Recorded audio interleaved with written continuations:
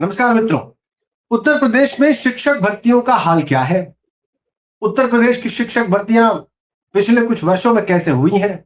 क्योंकि 69,000 शिक्षक भर्ती का मामला पहले से सुप्रीम कोर्ट में चल रहा है। 69,000 शिक्षक भर्ती का मामला, उसमें आरक्षण न दिए जाने के आरोपों के बीच में पूरे देश में चर्चा का विषय है। और 2018 के आखिर में आई ये भर्ती आज भी सुप्रीम कोर्ट में चैलेंज्ड है और पूरी नहीं हो पाई है। लेकिन एक और भर्ती पूरी नहीं हो पाई उत्तर प्रदेश के शिक्षकों की, और वो भर्ती है 72,825 शिक्षकों की, जिसका पहला विज्ञापन साल 2011 में आया और आज भी यह मामला सुप्रीम कोर्ट में चल रहा है। लेकिन पिछले दिनों सुप्रीम कोर्ट में कुछ ऐसा हुआ है जिससे पूरे शिक्षक भर्ती प्रकरण को एक नई दिशा मिल सकती है। उन अभ्यर्थियों को एक नई रोशनी मिल सकती है, नई जिंदगी मिल सकती है, जो कि 69,000 शिक्षक भर्ती में सुप्रीम कोर्ट में है, और उनके लिए भी जो 72,825 शिक्षक भर्ती की लड़ाई सालों से लड़ रहे हैं।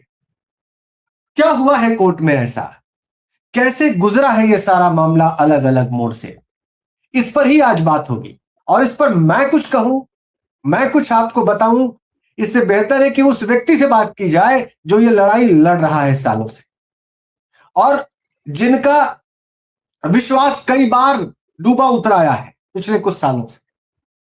क्योंकि जीवन का संघर्ष करते हुए, दिल्ली से दूर रहते हुए, परिवार का भरण पोषण करते हुए ये लड़ाई लड़ना, सुप्रीम कोर्ट के वकीलों को फीस देना, हाई कोर्ट के वकीलों से ताल्लुक बनाए रखना, मामले पर नजर बनाए रखना, अपने साथियों से कोऑर्डिनेट करते रहना बहुत मुश्किल रहा होगा।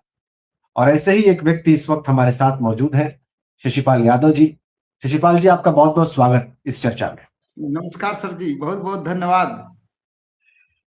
शशिपाल जी, बहुत दिनों से जी कर रहा था कि आपसे बात की जाए, क्योंकि मैं जानता हूं कि आप एक ऐसे व्यक्ति हैं जो आस्थावान हैं, जिनका धर्म और अध्यात्म में जिनकी गहरी रुचि है। मैं देखता रहता हूं, पढ़ता रहता हूं, जिसकी क्रिकेट में रुचि है, जिसके समसामयिक विषयों में रुचि है, लेकिन वो व्यक्ति जीवन का एक लंबा कालखंड अदालत की लड़ाई लड़ने में गुजार रहा है। ये अनुभव कैसा है आपके लिए? जरा 1 मिनट में आप दर्शकों को बताएंगे पहले, तो वो लोग अपने आप को जोड़ पाएंगे इस बात से, जो या तो इस लड़ाई में शामिल हैं या तो इस लड़ाई को बहुत दिलचस्प निगाहों से देख रहे हैं। मैं सर शुरुआत करूं इस भर्ती का, तो समझ लीजिए कि अगर जो आज भर्ती इस मोड़ पे आई है, और आप देख रहे हैं कि चाहे चाचा हो चाहे चाची, सभी बन रहे हैं झूम के याची, और कोई भर रहा है और कोई भर रहा है झुग्गा, कोई भर रहा है खाची। आपका जुमला जरा एक बार फिर से अपने दर्शकों के लिए दोहरा दूं। आप कह रहे थे चाचा हो या चाची, झूम के बन रहा है याची, और कोई भर रहा है झुग्गा और कोई भर रहा है खाची। और इसी में एक लाइन मैं जोड़ दूं कि जज महोदय इतना इस समय जितने भी याची हैं उन पे मेहरबान हैं कि वो तो हर डेट पे कह रहे हैं कि जल्दी से आ जाओ, जो भी रह गया है बाकी। अच्छा। बहुत सुंदर, बहुत सुंदर। ऐसा ऐसा कम होता है लेकिन शशिपाल जी, कि जज साहब याचियों से कहें कि आप जल्दी जल्दी आ जाइए। ये तो ऐसे तो नहीं सुना। मैं आपको बता दूं सर, जितना मैंने मतलब कि देखा है करोल साहब के जजमेंट को, उनको, वो बड़े ही नियम कानून के पाबंद व्यक्ति हैं, और जो उनकी कोर्ट में जाके बहस करते हैं, जो उनकी कोर्ट में जुड़े हुए हैं, वो कह रहे हैं कि यार किसी ईश्वरी शक्ति का समझ लीजिए एक चमत्कार है कि जो इंसान जीवन भर नियमों पे बात कर रहा है, इस भर्ती में, ऐसी भर्ती जो 10 साल, लगभग 8 से 9 साल पहले क्लोज हो चुकी है, डिस्पोज ऑफ हो चुकी है, उस भर्ती में वो कह रहे हैं कि मैं यार इन बच्चों के लिए जो कि पिछले 14 साल से संघर्ष कर रहे हैं। और मैं बता दूं कि कल 24 तारीख थी, और कल मुझे इस भर्ती में आवेदन किए हुए ठीक 14 साल हो गए सर, ठीक 14 साल। यानी कि भगवान श्री राम का 14 साल में वनवास खत्म हो गया, लेकिन हमारे जैसे लड़ने वालों का अभी भी ये वनवास चल रहा है।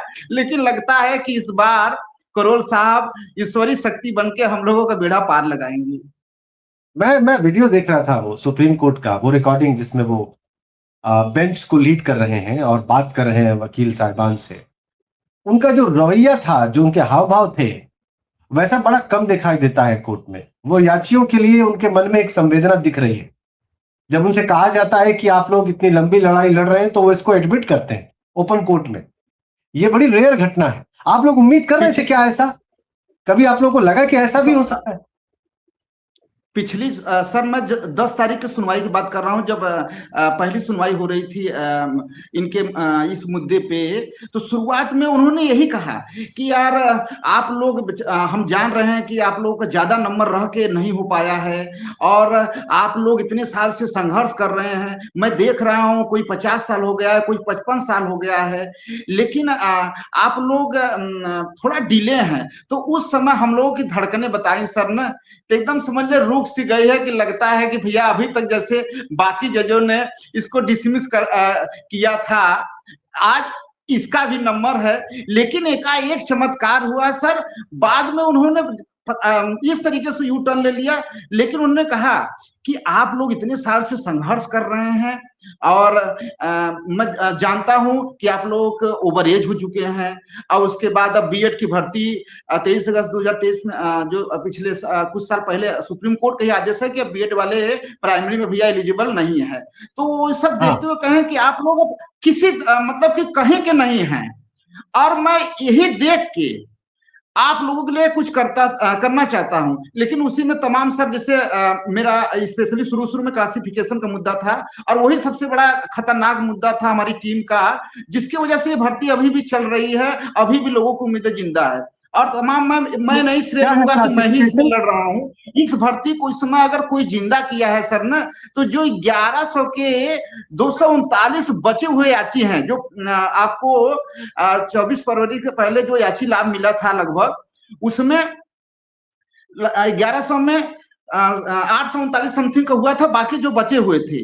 तो इस मुद्दा को शुरुआत में वही लेके आया कि सर ये बताइए कि आपने 1100 को कहा और 839 लोगों को हो गया और हमको नहीं मिला है, तो असली वो मुद्दा जिंदा किए। फिर इसके बाद उसमें एक मनोज मौर्य की टीम है, उनका उस समय 12,000, मैंने आप जब डिटेल बता रहे थे तो जब भर्ती हो रही थी तो 12,091 लोगों को सरकार ने खुद एडमिट किया था कि ये एलिजिबल है। माना कि भैया एक तरह से वो लकी ड्रा था, लेकिन जब आपने स्वीकार कर लिया है तो यार हमको लेने में क्या आपत्ति हो रही है। तो उनकी टीम भी इसमें लगी हुई। और एक है सुनील यादव जी, उनका उनकी जो टीम थी, विज्ञापन जैसा आपने बताया था कि 2 विज्ञापन आया था, तो एक मायावती जी का विज्ञापन था और एक अखिलेश यादव जी का विज्ञापन था। तो वो उस विज्ञापन को लेके आए कि भैया ऐसा है कि उस समय सपा सरकार में जो उनके प्रवक्ता थे राजेंद्र चौधरी जी, उन्होंने कहा कि ये भैया अलग भर्ती है, हम मायावती वाली भर्ती नहीं करा रहे हैं, हम भैया अपनी भर्ती करा रहे हैं। तो वो भी मैं शशिपाल जी रोक रहा हूँ आपको, लगे हुए थे। ये इसी पॉइंट पर मैं आपको रोक रहा हूँ, इसलिए रोक रहा हूँ जी जी, क्योंकि जब मैं इसका डिटेल पढ़ रहा था इस सारी भर्ती का 2011 से जब ये शुरू हुआ विज्ञापन और आज की डेट पर, जी मुझे एक बात समझ में नहीं आई कि क्या कोई भर्ती, क्या कोई रिक्रूटमेंट इस देश में ऐसे भी हो सकता है जो आए और जाए, पास हो निरस्त हो, फिर कोर्ट पहुंचे फिर वापस हो जाए। इतने मोड़ तो हिंदी फिल्मों में नहीं आते हैं शशिपाल जी। हिंदी सिनेमा में, बॉलीवुड में भी इतने ट्विस्ट टर्न नहीं आते हैं जितना कि आपकी इस भर्ती में आ चुके हैं। आपको मैं बता दूं सर ना कि ये भर्ती इतनी ऐतिहासिक रही है अब तक की, अगर इस पे एक वेब सीरीज भी बन जाए सर ना, तो जानिए कि अब तक की सुपर हिट वेब सीरीज हो जाएगी। बिल्कुल, मुझे भी लगता है, मैं सहमत हूं आपसे। इसमें वो सारी बातें हैं जो इस पर बनी वेब सीरीज को हिट कर सकती हैं। लेकिन आप तो इसके नायकों में माने जाएंगे शशिपाल जी, आप और आपके साथी। मुझे अभी एक बात बताइए, एक बहुत सरल शब्दों में बताइएगा, ये जो पिछली कोर्ट हियरिंग में जज साहब ने कहा है, उसमें उसको 2 लाइन में आप समराइज करके कैसे बताएंगे दर्शकों को? देखिए सर, जज साहब ने कहा कि हम ये दीज आर पुअर पीपल, ये बेचारे बड़े गरीब हैं, बड़े असहाय हैं, इनका अब कोई सहारा नहीं है, तो मैं अब इनको कुछ देना चाहता हूं। उसी बीच में सीनियर जो लॉयर थे आपके विकास सर, वो अपने वकील की तरफ से बात रखे कि सर हमारे इतने हैं उतने हैं, और यहाँ तक कि जो 239 जो इस भर्ती को जिंदा किए हैं, 239 वाली टीम, उनके वकील ने भी कहा कि सर हमको तो आपने कहा था, हमको नहीं मिला। तो जज साहब ने कहा कि ऐसा है कि हम भैया 239 ही नहीं, हम हजारों में कुछ देना चाहते हैं, तो आप नियम कानून की बात मत करिए। नियम कानून की बात करेंगे तो मैं तो इसको 10 तारीख को ही खारिज करने जा रहा था। मैं इक्विटी के आधार पे, सिंपैथी के आधार पे, मर्सी के आधार पे आपको कुछ देना चाहता हूं, और मैं बस ये देखना चाहता हूं कि जो इस समय संघर्ष कर रहा है, वो फाइनल ऑर्डर जो आया था जुलाई 2017 में, उसके पहले भी याचित था कि नहीं याचित था, तो वो वेरिफिकेशन कर रहे हैं, और इस संबंध में डाटा उन्होंने मंगाया है। और उसके बाद उन्होंने वैसे तो कहा था कि हम 16 तारीख मिडनाइट को जितने भी याची आ जाएंगे उन्हीं को कंसीडर करेंगे, लेकिन आर्डर में उन्होंने कहीं पर कुछ नहीं लिखा। जब आर्डर में नहीं लिखा तो लोगों को लगता है यार कि बातें तो बहुत होती हैं कोर्ट में, हम भी ये किस्मत आजमाए, और उसी चक्कर में सर सभी किस्मत आजमा रहे हैं। और वैसे भी सर ये भर्ती लॉटरी सिस्टम है। नियम कानून की बात करेंगे सर ना, तो इसमें सरकार ने कुछ नियम बनाया था। नियम बनाया था कि सरकार में जो 60 और जो आपके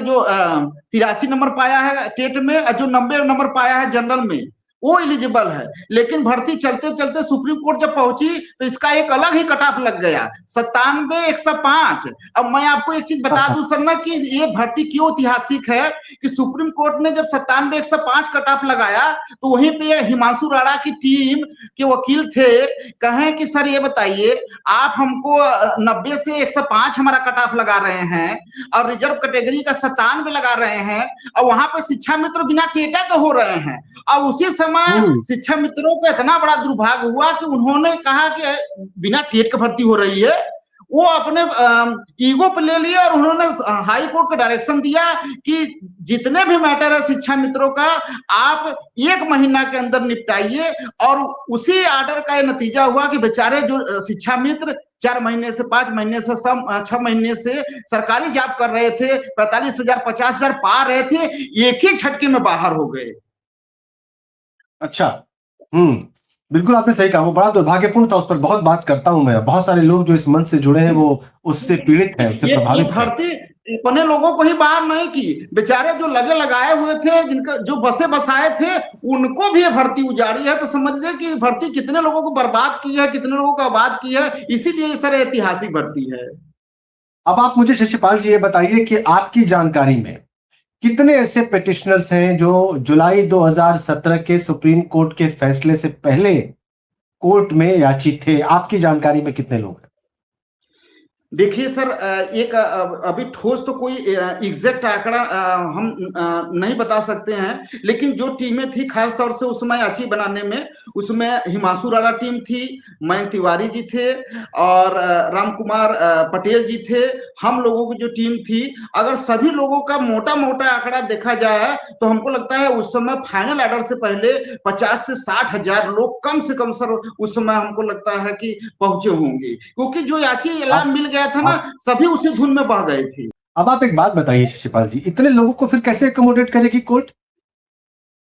तो मैं बता दूं सर ना कि कोर्ट ने ऑलरेडी मैं एक जो टीम इसमें लड़ रही है सर, ऑलरेडी मनोज मौर्य वो उनकी टीम शायद है सुनील यादव की या मनोज मौर्य की, मैं ठीक से थोड़ा सा भूल रहा हूं, तो मैं नाम भी नहीं लेना चाहता हूँ किसकी टीम है। एक टीम ऐसी है इसमें सर कि जो ऑलरेडी खारिज हो चुकी थी, और कोर्ट ने जुर्माना भी लगा दिया था, 5 लाख रुपया का लगा दिया था कि यार तुम लोगों को कोई काम धंधा है नहीं, जब देखो तब लेके रिट पिटीशन पहुंचे रहते हो, और जब देखो जो भर्ती खत्म हो चुकी है और उसके बाद फिर भी आए हो, तो उन्होंने जुर्माना भी लगा दिया। अब मजे की बात यह है सर कि जुर्माना लगने के बावजूद भी ऐसे लोग वहां पे डटे हुए हैं कि हम अपनी बात को रखेंगे कि हमारे साथ नाइंसाफी हुई है।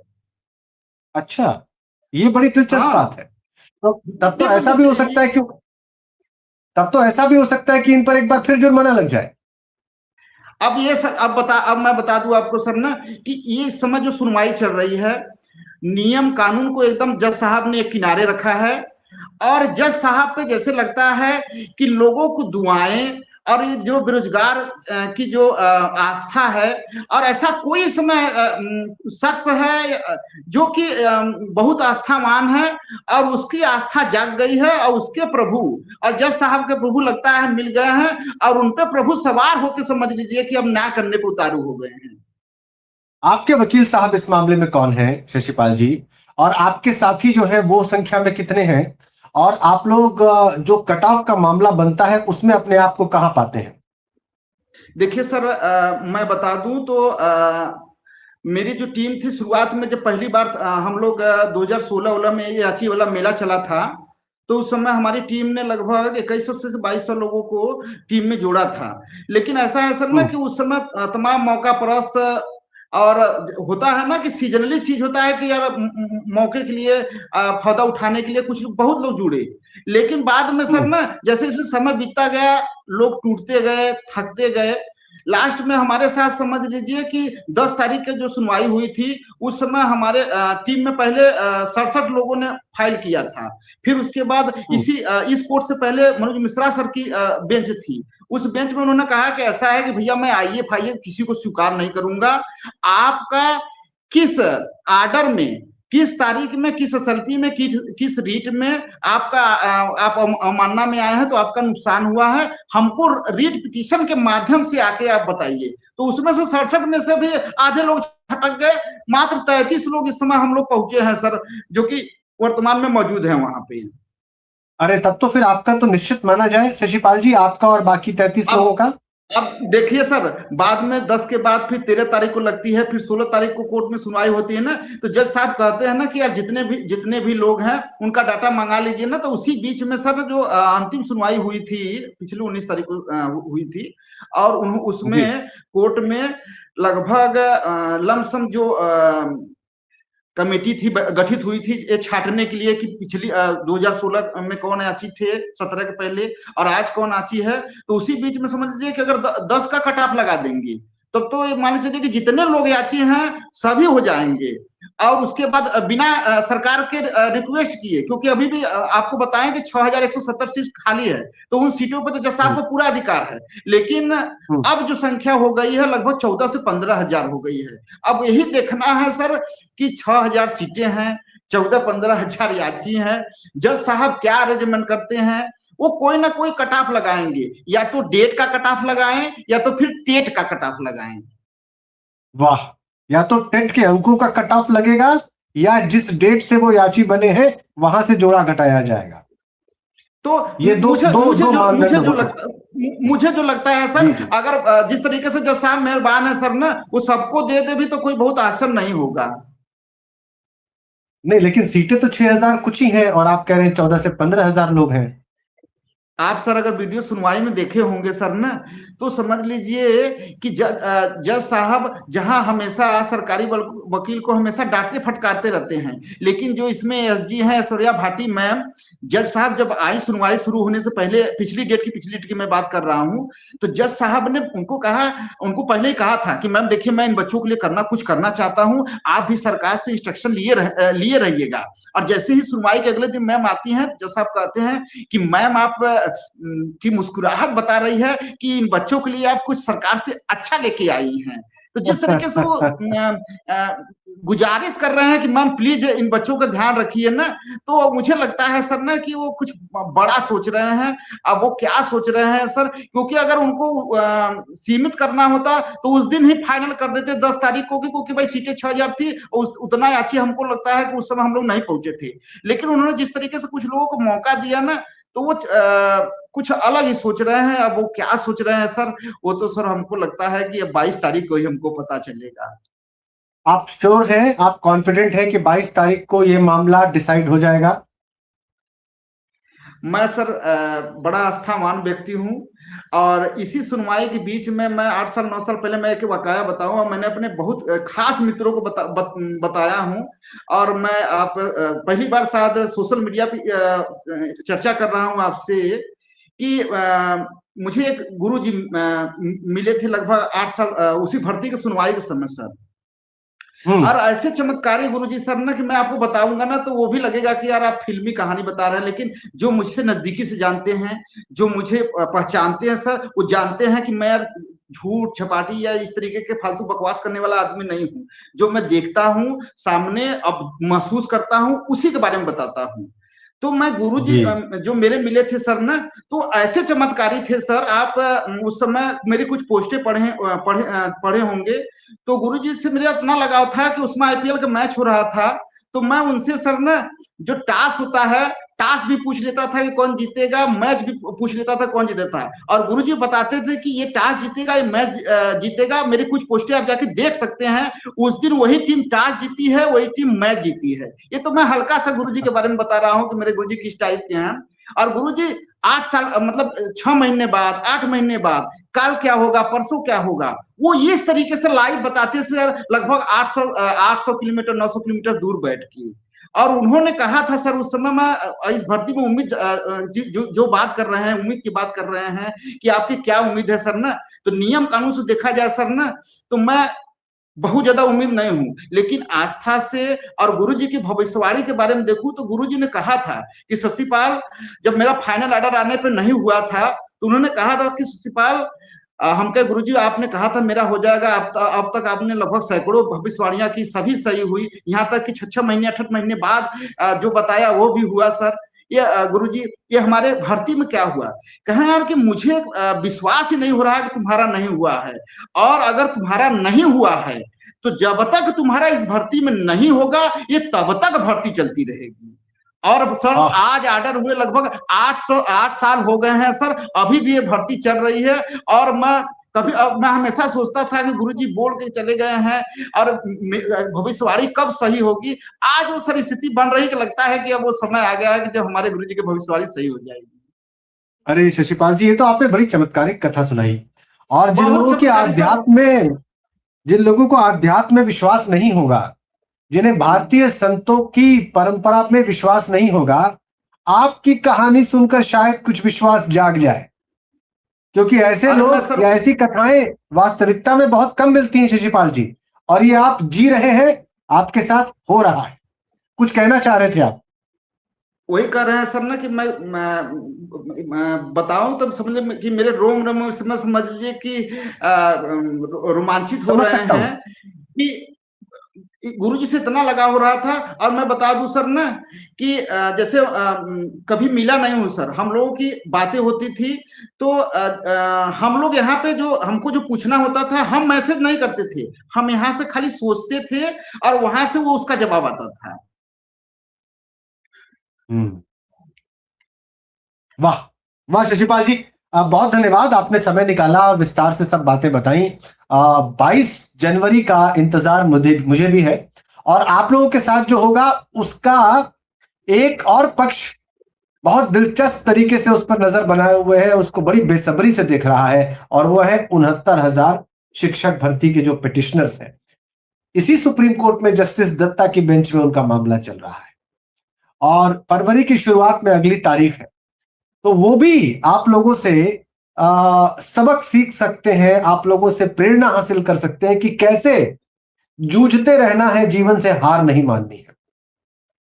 बहुत धन्यवाद आपका शशिपाल जी, आपने समय निकाला और बहुत सारी बातें बताई, बहुत दिलचस्पी आपने इसमें रखी है, बनाए रखी है अपनी भी, और अपनी बातचीत से मेरी भी और तमाम लोगों की दिलचस्पी भी जगा के रखी है। Thank you so much.